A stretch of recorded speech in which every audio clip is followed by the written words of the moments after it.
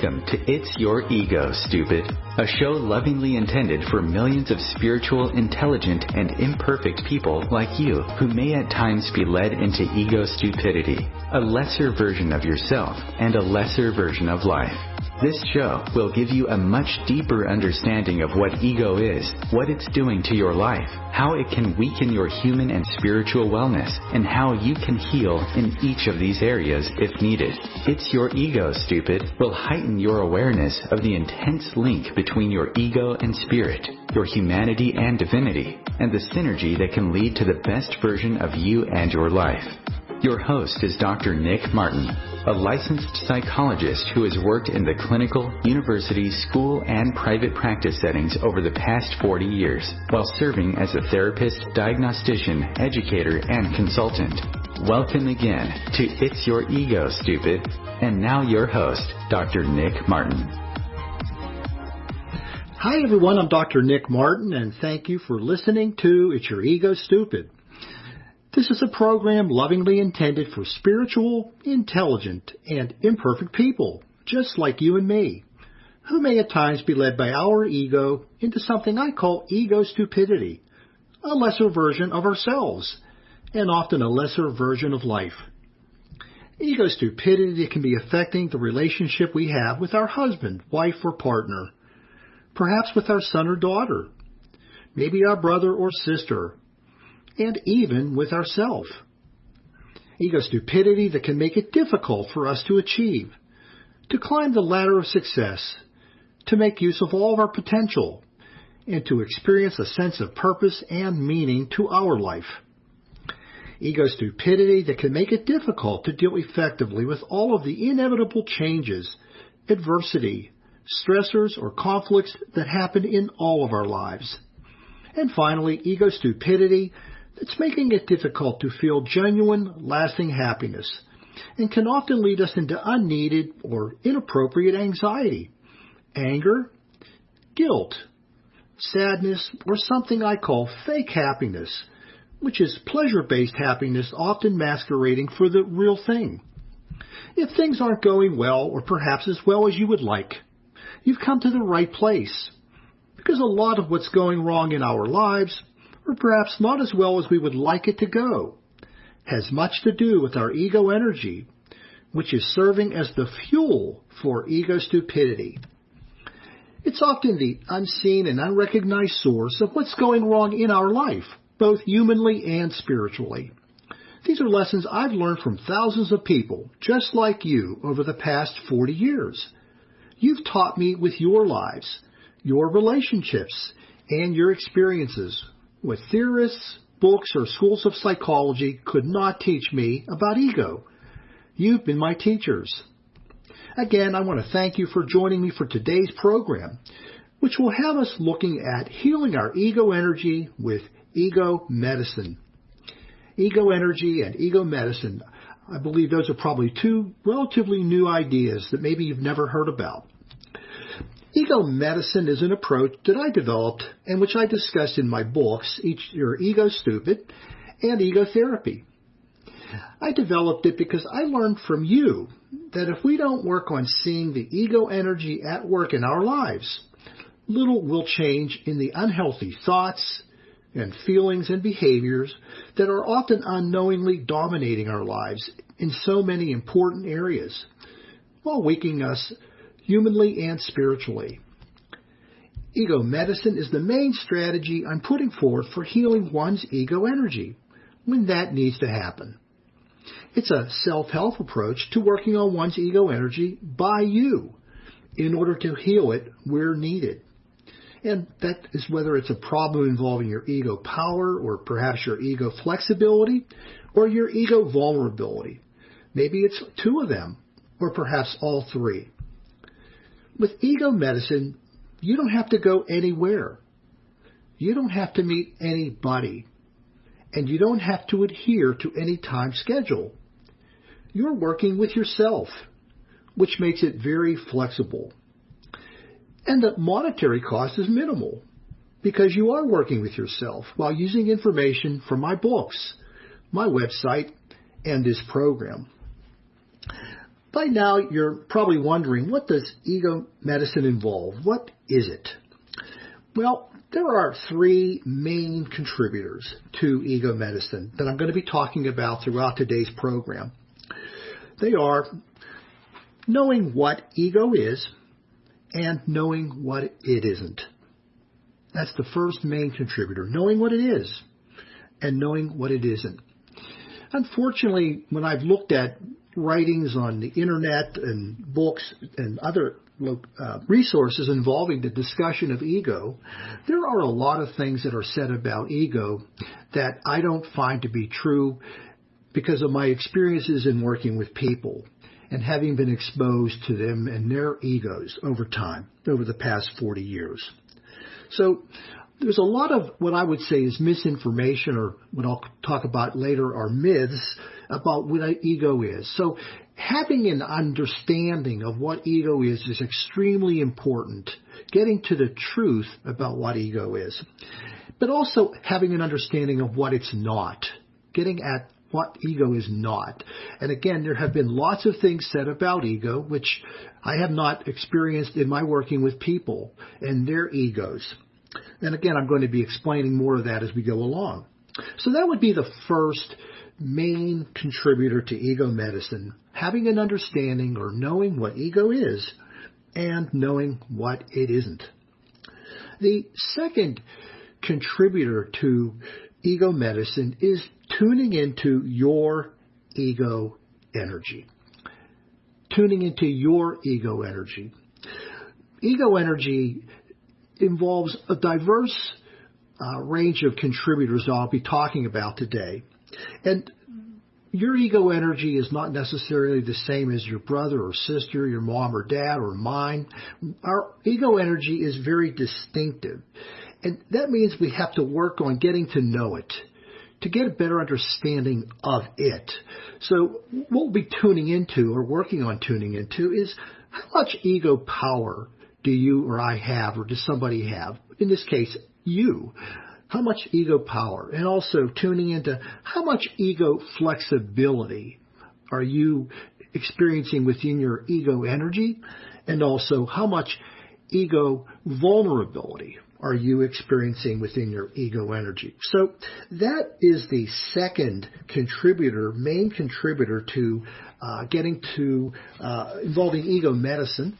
And then the third one is to work on replacing ego-rooted, non-reality-based thoughts, beliefs, attitudes, prejudices, and illusions that many people carry around with them unknowingly, replacing them with reality-based and truth-connected, rational, logical, and accurate thinking in your life, particularly in those 10 important life areas, things like dealing with loving yourself healthily, and being able to form close relationships with loved ones, and being able to achieve with your potential, and all of the rest that I've been talking about through my previous programs.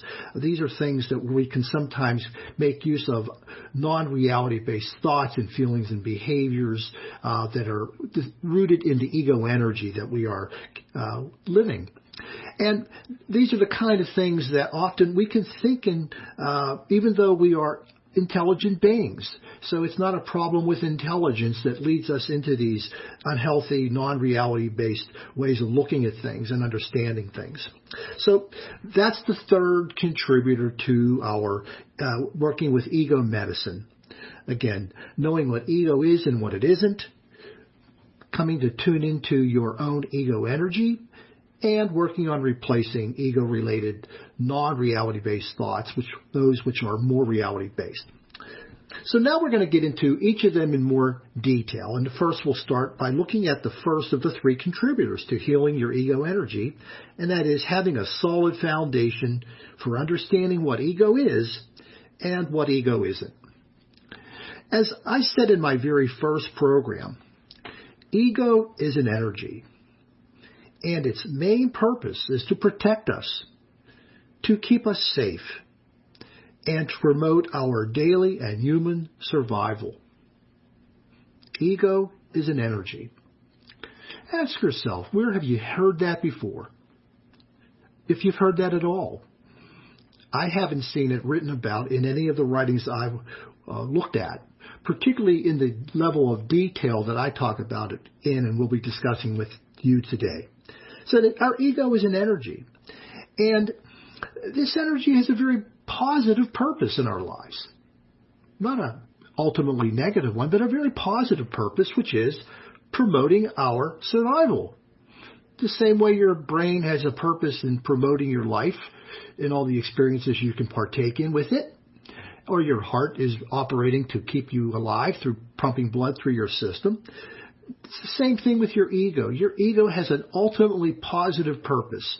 It's an energy intended to promote your survival.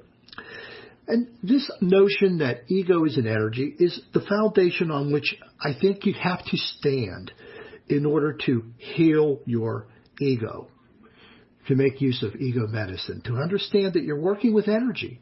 In this case, your own energy, your survival energy. Now, related to that, you must also understand that our ego is a diverse energy.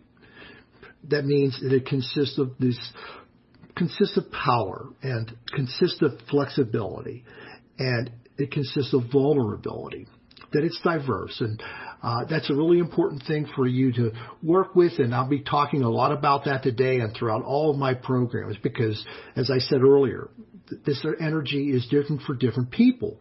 So we cannot take a one-size-fits-all approach to talking about ego energy or anybody's particular ego energy, because that'll leave us at a distance from what is really the case.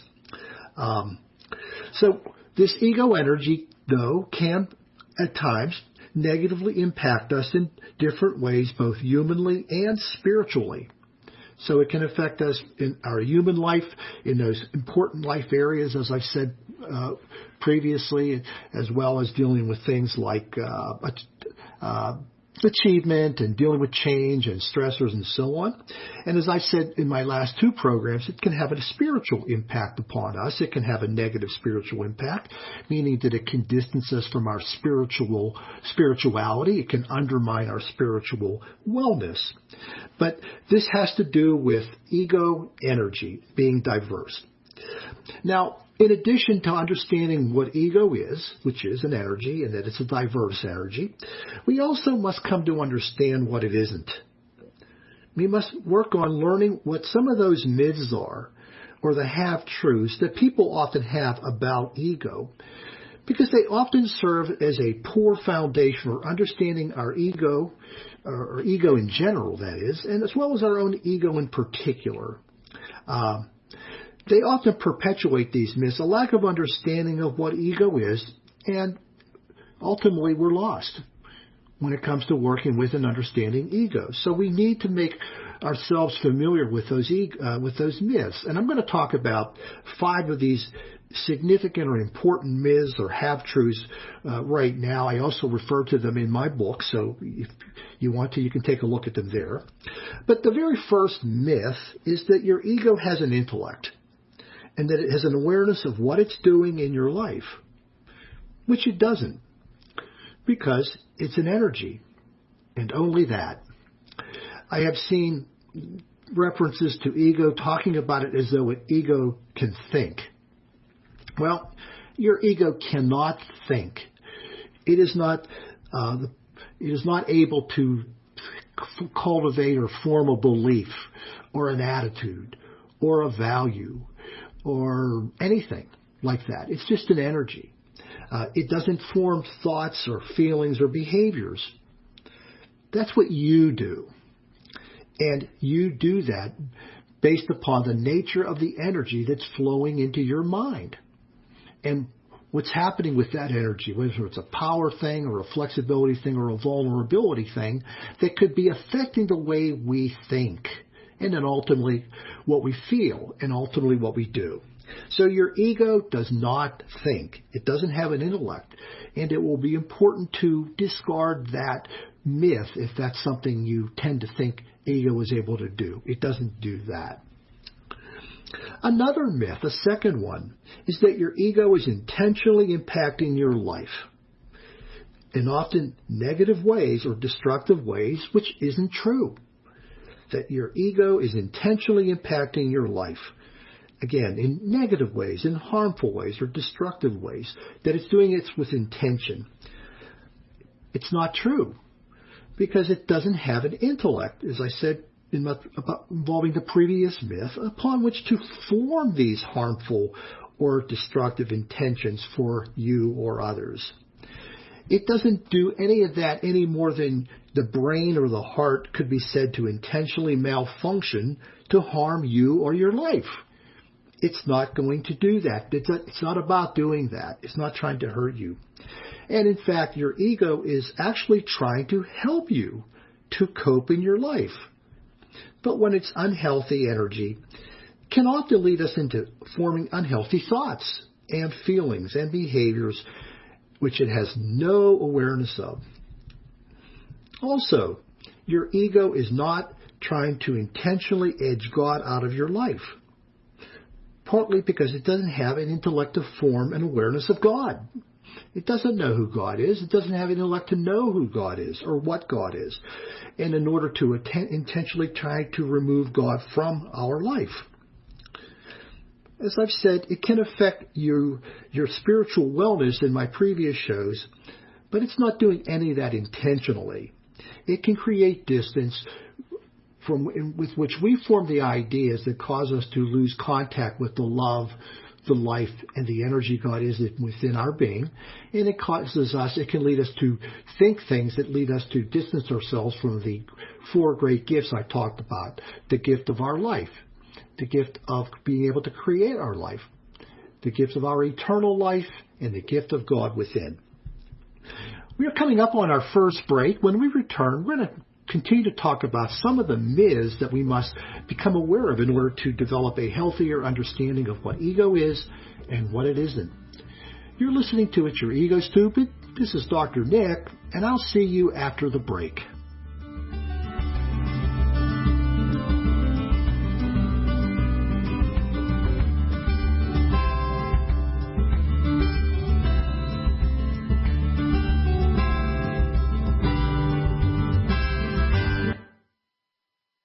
Conscious media for conscious minds. Om Times. Being a radio host on IOM FM allows you to build your show on a rich platform with the power of the internet to fulfill your outreach goals and connect with a very specialized and global online audience, unlimited by time and distance. Om Times Radio will provide you with web relevance, a recognizable conscious brand, and with the standard of excellence that has accompanied every single Om Times endeavor. Host your show with Om Times Radio Network. Did you know that you have the power to change anything in your life? Did you know you can do so even with the things that you've already decided are impossible to change? Come join me, Venus Castleberg, on Outside the Impossible as I interview people from around the globe that have literally changed the things they thought were impossible to change just by using the amazing tools of Access Consciousness. Now airing Wednesdays, 4 p.m. Eastern, 1 p.m. Pacific. Do you dare to believe that anything really is possible? Hi, Dr. Nick Martin here.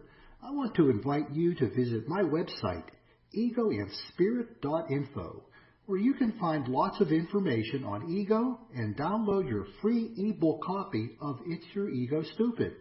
Fix it to fix your life. Also, please visit the shop page where you can find each of my other books, Ego Therapy, Ego Spiritualism, and The Two Voices Within.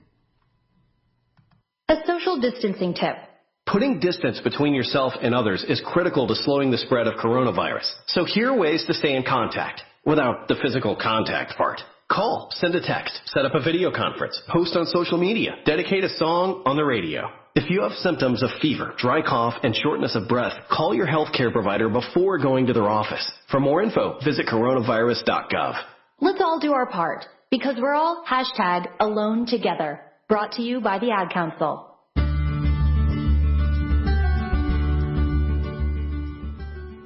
Welcome back. You're listening to It's Your Ego Stupid, a program for intelligent, spiritual, and imperfect people just like you and me. Before the first break, we were talking about ego medicine, and we were talking about the three components of it. This is the main strategy I am recommending that we use to work with our ego energy and to heal it where needed. We were talking about the first main contributor, which is to understand what ego is and what it isn't. We mentioned that our ego is an energy, and that it is a diverse energy that's comprised of power, flexibility, and vulnerability. We also were talking about the myths or half-truths that often are out there about what ego is, and which aren't really true. And we mentioned that your ego does not think, it doesn't have an intellect. Also, it doesn't have an intentional quality, means it's not intentionally attempting to hurt you or harm your life, even though that can happen as a result of imbalanced ego energy. We're going to continue by talking about three more myths, the third one being that your ego can only be negative and can only do harmful things to your life. Well, that myth is, I think, partially true. I would call it a half-truth, to the extent that your ego can lead us, or our ego energy can lead us towards suffering and lots of ego stupidity when it's unhealthy and it's imbalanced. I absolutely agree with that. We can start to experience lots of difficulties in our life as a result of this energy when it's unhealthy and imbalanced. So it can affect our ability to love ourselves. It can affect our ability to experience genuine happiness, our ability to work with changes going on in our lives and create issues and difficulties and all that kind of stuff that makes life challenging and quite difficult and often leads us into ego stupidity. But this idea of it being harmful, only harmful and negative, is not all the way true, because when our ego energy is healthy, when it's in a balanced place, it actually can serve us in some very positive ways, because it often will then be operating in the background of our life, not in the foreground. When it's unhealthy and it's imbalanced, yeah, our ego is in the foreground. It's really doing a lot of thinking for us, or not. It's leading us to the kind of thinking that's not healthy. It's not thinking for us. That's not what it does. But that energy that we're drawing upon can lead us to create the unhealthy thoughts and feelings and behaviors that we bring into aspects of our life that deal with relationships and with work and achievement and dealing with adversity and so on. But when our ego energy is healthy, it actually is working more so in the background. It's only coming to the foreground when we need it. We are in the foreground when our ego energy is healthy, and our spirit is in the foreground. So we can use our voice in our life, and we can listen to the voice of spirit come to us in our life when our ego energy is in the background. Again, only coming forth when it's needed to help us with the process of making sure that we are able to survive in our life. So that's the third myth that I wanted to mention to you. The fourth myth is that your ego can only operate in the past or the future, but not in the present. Again, your ego is an energy, or it's an entity, actually, that's often referred to as chaining us to our past, connecting us deeply into our past and preventing us from living in the present, or having us become overly preoccupied with the future. Well, that is true when our ego energy is unhealthy and when it's imbalanced, whether it's a power issue that we might have, or whether it's a flexibility-related thing about the way we think about things going on in our past or how they might happen in our future, or the vulnerability-related thing that we might be experiencing that leads us to feel more vulnerable than we may need to feel about things that were from our past, or perhaps things that we may face in our future. But when our ego energy is healthy, when it's able to be in balance, it actually can operate in the present. It can be in the here and it can be in the now. And it can assist us in meeting the challenges of today. And it can also help us with planning effectively for those of tomorrow and the future. So your ego energy is able, when it's healthy and it's in balance with regard to its power, its flexibility, its vulnerability, it can be a very healthy and powerful resource from which we can draw upon in dealing effectively with the future. So that's a fourth myth that I wanted to dispel. And the last one that I want to mention is that your ego must be dissolved, disowned, or defeated, which is not true. Your ego doesn't need to be dissolved. A lot of times I'm seeing people write about ego and they talk about the need to, some have said, kill the ego, or to somehow in some way, shape, or form cut it off as being a part of who we are in our life. As if we could do that in 5 minutes if we really wanted to. And that isn't any more true than we can disown our heart or our brain and still be a functioning human being. We need this thing called ego. We need it to be healthy. So the myth, it's a myth because we cannot do any of those things. We cannot remove ego from our being. We can't dissolve it. We can't disown it. We can't defeat it because it's an energy, as I've been saying on several occasions in this show. It's an energy, and it can't be removed. We can't be destroyed. It can't be disowned. It's part of what evolution has built into our being over millions of years. As I said previously, you may have been conceived of by your parents, but the design for your existence, brought forth through evolution, is millions of years old. And it's a design that included, just like it included your heart and your brain and your eyes and your ears and your hands and your feet, it also involved your ego. It is meant to be a part of you. What we need to do is understand how to heal it when necessary. The same way we go about healing our heart when that needs to be healed, or our brain when that needs to be healed, or any other aspects or parts of our body. We don't remove them. We don't throw them away because they're not working as well as we want them to. We work with them. We work to heal them.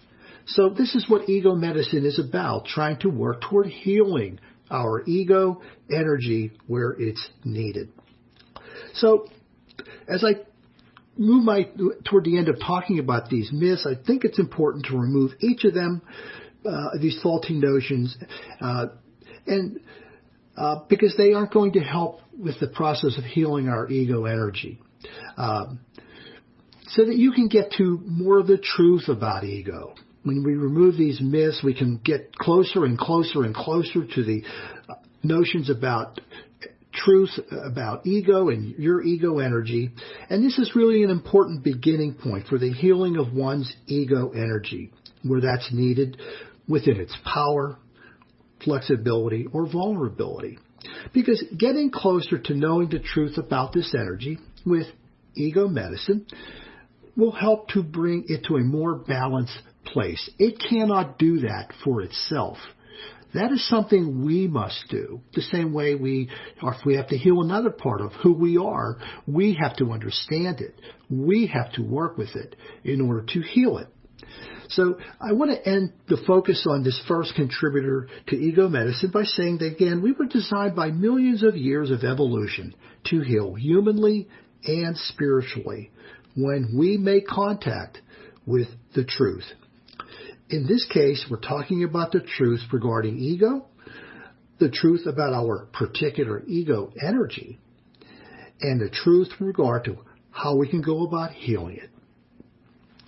Okay, next we're going to start to talk about the second main contributor to ego medicine that leads to ego healing, having to do with tuning into your ego energy.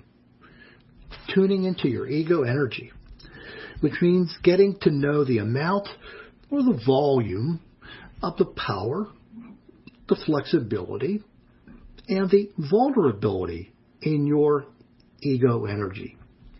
We all have each of those three contributors or components to our ego energy, but there are differences in the amount of each of them, in the amount of the power, the flexibility, and the vulnerability of that energy.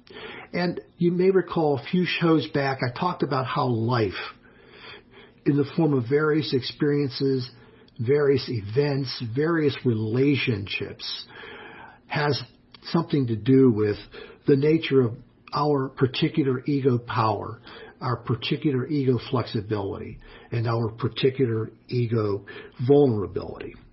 So we have to get to know us. We have to get to know our particular ego energy. And so that involves what I call tuning into our ego levels of volume in the power, flexibility, and vulnerability areas. Now, in order to do that, because I'm saying this on a broader level, but in order to do that, what we're going to do in order to do that, to tune in is, with my guidance, we're going to look into each of the important life mirrors. You may recall I've been talking about how we can use these important areas of our life, the chapters to our life story, whether it's dealing with forming close relationships or loving ourselves or being able to interact healthily with people or achievement, change, stressors, experiencing happiness. These are those mirrors I'm talking about. And we have to look into them to see more of what's going on and what's happening and what they are suggesting about the nature of our ego energy. So this involves taking a look at the kinds of thoughts and the kinds of feelings and the kinds of behaviors that accompany ego power, ego flexibility, and ego vulnerability. I want to mention that my book, Ego Therapy, is 656 pages long. A pretty long book. Why? Because it's speaking to the diverse nature of the energy and also the diverse nature of the kinds of thoughts and feelings and behaviors that people experience in conjunction with each of those components of our ego energy. So necessarily so in order to get into a more precise understanding, because I said earlier, a one-size-all-fits approach to talking about ego, to thinking about ego, to understanding of ego isn't going to cut it. And it hasn't cut it up to this point in time. This work, this involvement of tuning into your ego energy, will involve learning more about the amount of ego power and the amount of ego flexibility and the amount of ego vulnerability that's contributing to your ego energy. Again, something I refer to as volume. And this work is going to involve learning more about what needs to be changed and healed in your ego energy. As you do that, as you get to know where is that volume at, how am I doing with the power stuff, how am I dealing with the ego flexibility, how am I dealing with ego vulnerability, is going to give you some direction as to what maybe needs to be healed with your ego energy. Now, in an effort to do that, I'm going to talk about a scale called an ego volume scale. And the scale is similar to other scales where people rate things on a scale of 0 to 10. You know, whether it's how well you like the movie or how much you like the certain food. Well, this scale has to do with how much ego flexibility or ego vulnerability or ego power is that you're operating with. So this is part of that tuning into. And as I said, this is a scale that runs from 0 to 10. At the very bottom or the low end of the scale are people who may be experiencing low ego flexibility or low ego power and low ego vulnerability. And if we go all the way to the upper end of the scale, we're looking at people who are at the top end, the high end, who may have a high amount of ego power or a high amount of ego flexibility or a high amount of ego vulnerability. So that's the area we're getting into to tuning in. We're using this scale. And I'm going to give you lots of examples to help you work with to start to work on tuning into your ego energy. So we're going to start talking about the lower end of that scale.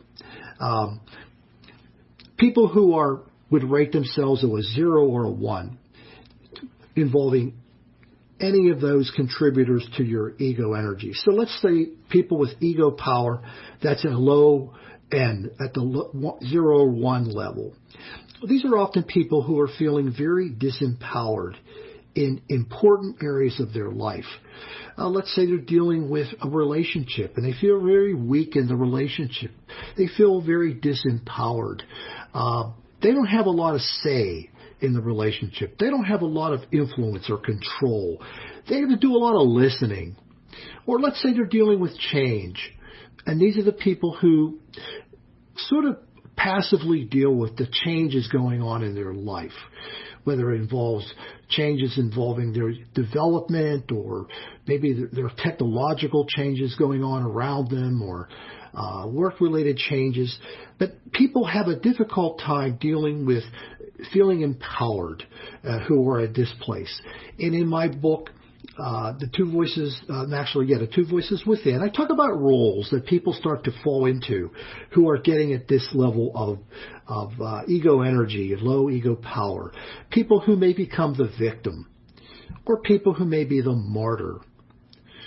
Some who may be the underachiever, or the depressive, or the conformist. Each one of them dealing with issues involving disempowerment in their ego energy, which in some respects is entrapping them inside these particular roles that they are living out. So that's the case when we have low ego power, and the sense of disempowerment is manifested within different life areas, as well as into certain kinds of roles that people start to fall into. We're going to continue talking about low ego power, talking about low ego flexibility and low ego vulnerability after the break. And we're going to talk more about this scale as it applies to both the power area as well as the flexibility and the vulnerability area. You're listening to It's Your Ego Stupid. This is Dr. Nick, and I'll see you after the break.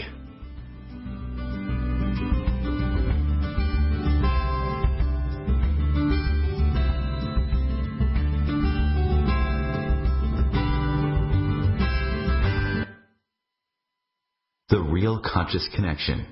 Om Times Radio. IOM FM. Om Times Magazine is one of the leading online content providers of positivity, wellness and personal empowerment. A philanthropic organisation, their net proceeds are funneled to support worldwide charity initiatives via Humanity Healing International. Through their commitment to creating community and providing conscious content, they aspire to uplift humanity on a global scale. Connect at omtimes.com. Om Times, creating a more conscious lifestyle. My name is Victor Furman. Some call me The Voice.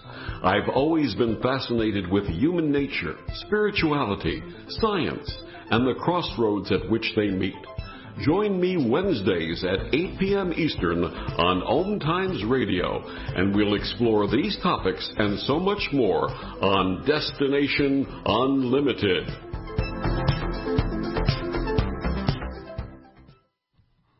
Hi, Dr. Nick here. I want to invite you to visit my website, egoandspirit.info, where you can find lots of information on ego and download your free ebook copy of It's Your Ego Stupid.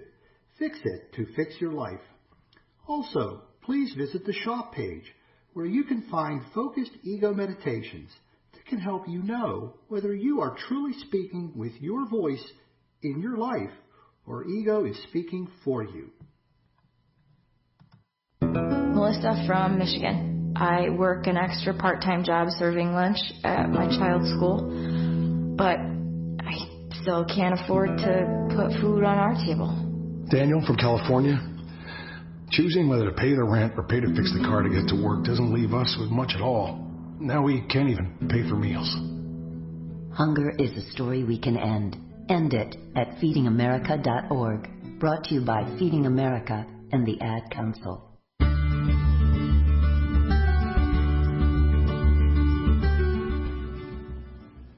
Welcome back. You're listening to It's Your Ego Stupid, a program for intelligent, spiritual, and imperfect people, just like you and me.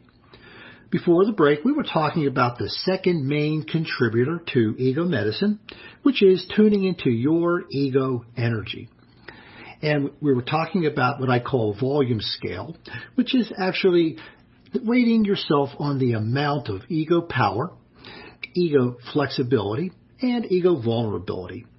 And we go about doing that by taking a look at where we're at with regard to how things are going in the important key life areas.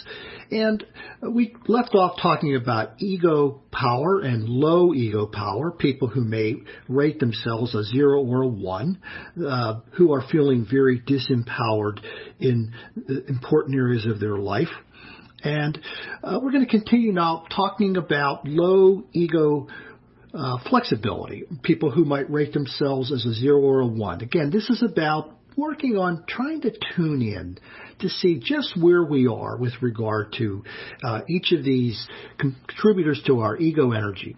So when people have low ego flexibility, amongst other things, these are people who are rigidly connected to only their own truth when they're dealing with important areas of their life, meaning that they tend to think in terms of their own way of looking at things, and they lock on very heavily to what they think, what they believe, what their attitudes, their values, their prejudices, their illusions. They have a very, very difficult time questioning their thoughts in those kind of areas. They're locked in. They're very stuck on what they believe. And they often feel they own the truth, a truth that they need other people to come around to recognize and maybe even be converted to. And again, they imply this kind of rigidity.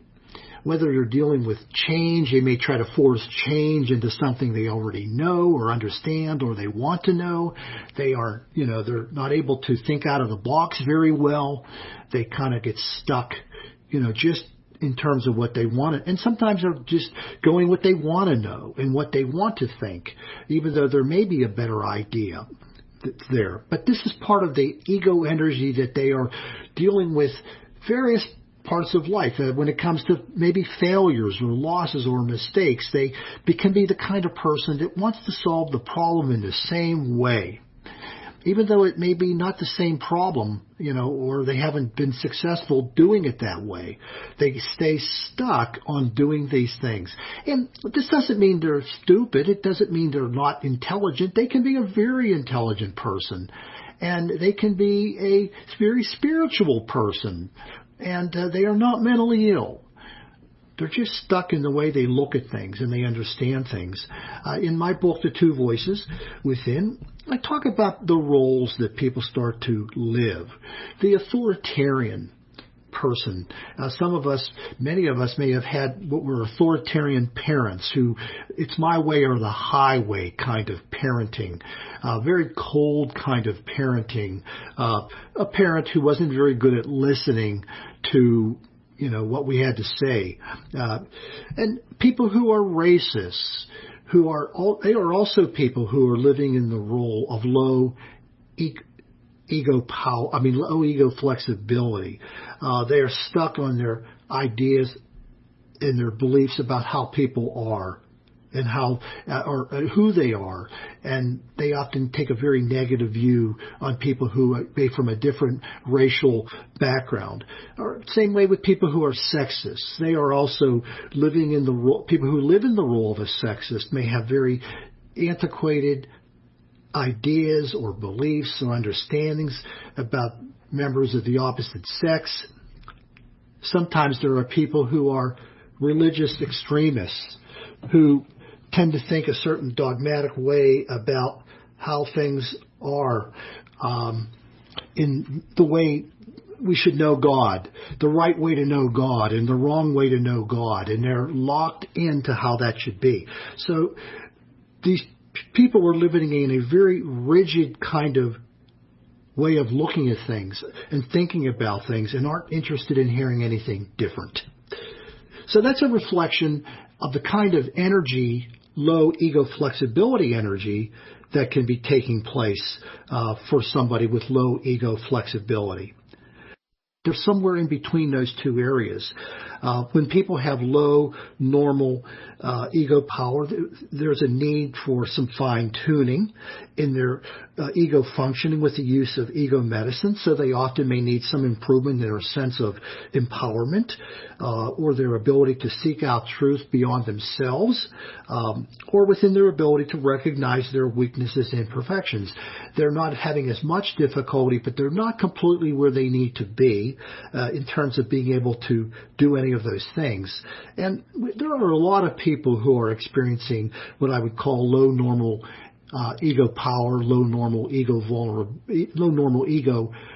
flexibility, or low normal ego vulnerability. Now we're going to move toward the middle of the scale, the place where people may want to be, the healthy place, having to do with balanced ego power, balanced ego flexibility, and balanced ego vulnerability. This is obviously a healthy ego energy location. On the scale, these would be a person with a 4, 5, or 6 in the middle of the scale. And this is suggesting, again, that their ego energy is healthy and it's balanced, and it's not getting in the way of living the best version of you, humanly and spiritually.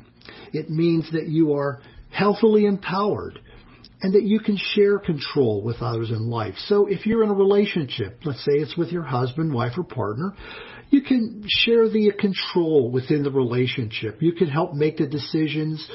Maybe you work with your partner to allow them, or to encourage them. I don't want to say allow, but you leave room for them. So whether you're communicating, or you're creating in the relationship, or you're showing compassion, or you're compromising, you are able to do all of those things pretty effectively. Another aspect, when your ego energy is healthy and it's in regard to its ego flexibility, you're more healthily connected to truth. You're willing to seek it out when you need to, particularly truth you don't know yet or that you think you need to learn more about. But you're also willing to question the truth that you do know, the things that you think, and maybe there's something I need to look further at to make sure that, in fact, it's true, and to be able to remove the false truths that you may be carrying around with you, that maybe you're encountering and maybe dealing with change or adversity or dealing with stressors. There's a lot of things that we can get into that we need to know more truth about in order to work more effectively with it. And also with people who have healthy ego vulnerability, the 4, 5, or 6 people, that means you're healthily connected and you're accepting of your weaknesses and your imperfections. And these are the ones that we all have, that we're all experiencing. I should mention, by the way, that most people are not in the balanced location with regard to their ego energy, the power, flexibility, and vulnerability. But they may think they are, because most people want to see themselves a certain way rather than the way they truly are. There's sort of maybe a positive bias for many people. And you might ask, well, how would I know that? And I say the answer to that is by taking a deep, long look into what's really happening in those important life areas. See where you're at. And my books give references to how you would see things or do things or handle things, whether it's power, flexibility, or vulnerability related that's taking place. And I would say that most people do need some improvement within their power, flexibility, or vulnerability. Okay, moving along up toward the upper portions of the volume scale. Some people have what I would call high normal ego power, ego vulnerability, or ego flexibility. On the scale, they might be rating a 7 or 8. And this suggests the need for some fine-tuning in their ego energy and their ego functioning with the use of ego medicine. So people that may be having some difficulty sharing control with others when would be appropriate to do so, they tend to want to have more than their share of control. Or some people who may be leaning more on others than themselves when it comes to seeking truth, when seeking out truth. They're leaning too much on other people and not enough on themselves. That's getting toward high normal ego flexibility. And also when people are having difficulty accepting themselves as they are sensitive to what's going on. They are seeing weaknesses and imperfections in themselves. They're very sensitive to that. And I think there are a lot of people who are in this place. Got to move on now to the very last top end of the scale, dealing with high ego power, high ego flexibility, high ego vulnerability. These are the 9 or 10 people on the scale. For those with high ego power, they often feel overly empowered in important areas of life. Again, this is playing out in relationships. This is playing out in many areas. We're dealing with change. They have to run things. They have to control things. They have problems dealing with mistakes, failures, or losses. The roles I talk about in the 2 voices within include dictator, the narcissist, the rebel, the control freak, and the bully, amongst many others. Now, when it comes to high ego flexibility, these are persons who may feel a need to always look to others for the answers and to learn the truth, so they have a difficult time looking inside of themselves. These are people who may get into the role of cultist, or the adult child, or the loyalist, or the puppet. And finally, people with high ego vulnerability are people who have a great deal of difficulty with their human imperfection, their weaknesses, and their vulnerability.